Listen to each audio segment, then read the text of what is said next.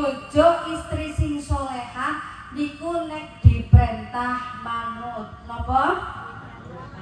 Diperintah manut. Diperintah kenapa kira-kira Bu? Sholat. Diperintah nopo mawon teng bapake kalau itu masih dalam kategori sing sae jenengan kedah manut. Manut nggih Bu nggih? Manut mboten Pak Ibune?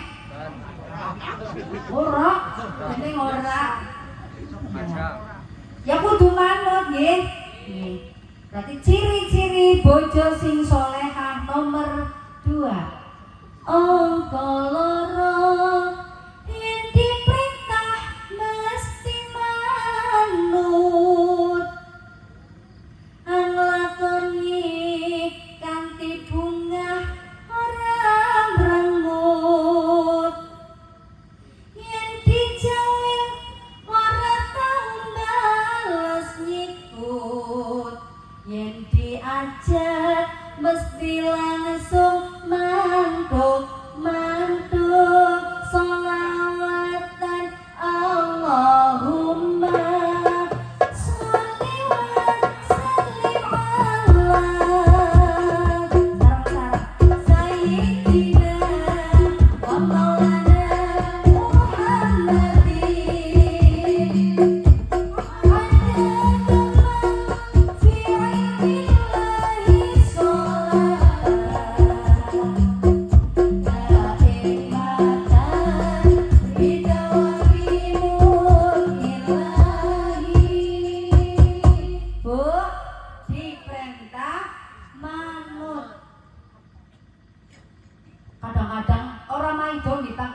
jadi wong wadon nggih pancen kesel mboten Bu?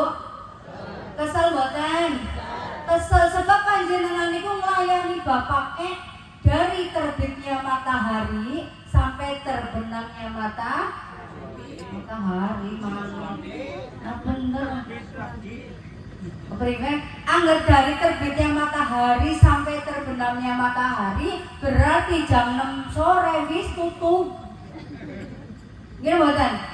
Dari terbitnya matahari sampai terbenamnya mata suami. Pati-pati aku bapaknya dereng sare Bu, jenengan ampun sare riyin. Jenengan dadi curhat nika. Niki ibu nggih ngantuk